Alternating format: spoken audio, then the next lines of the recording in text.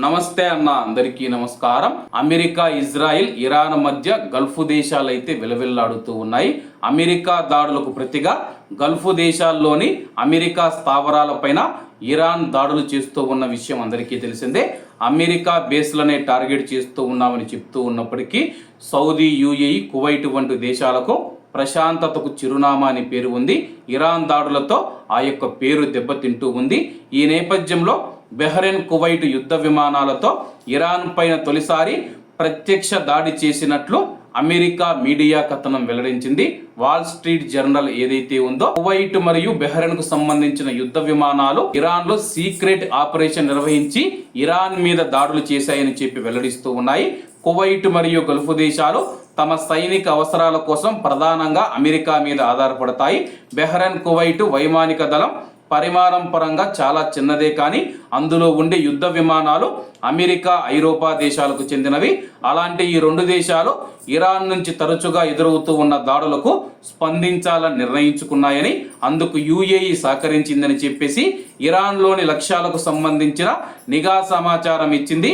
ఈ క్రమంలోనే జూలై ప్రారంభంలో ఇరాన్లోని డ్రోన్ క్షిపణి నిల్వలపైన బహ్రెయిన్, కువైట్ యుద్ధ విమానాలతో దాడి చేసినట్లయితే ఆ యొక్క మీడియా కథనం అయితే పేర్కొందనమాట.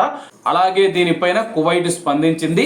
ఇరాన్ పైన సైనిక చర్యలలో పాల్గొన్నట్లు ఆరోపిస్తూ ఉన్న వాల్ స్ట్రీట్ జర్నల్ ప్రచురించిన నివేదికను కువైట్ దేశం తిరస్కరించింది. ఆ ఆరోపణలు పూర్తిగా అబద్ధమని పేర్కొంది.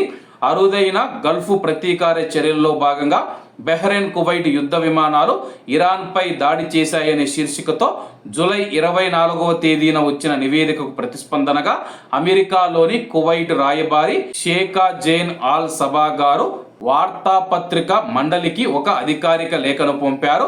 ఇరాన్కు వ్యతిరేకంగా జరిగిన ఏ సైనిక చర్యలోనూ కువైట్ పాల్గొనలేదని, అలాగే ఏ పొరుగు దేశం పైన దాడి చర్యలు చేపట్టేందుకు తన యొక్క భూభాగాన్ని, గగనతలాన్ని లేదా ప్రాదేశిక జలాలను ఉపయోగించుకోవడానికి కువైట్ అనుమతించలేదని చెప్పేసి రాయబారి తెలిపారు.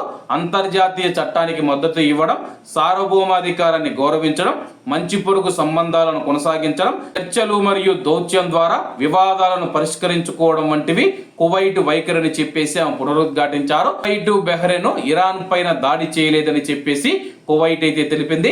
మరి అమెరికాకు సంబంధించిన ప్రముఖ దినపత్రిక ఎందుకు ఇటువంటి కథనాన్ని ప్రచురించిందో ఇప్పటి వరకు తెలియలేదు.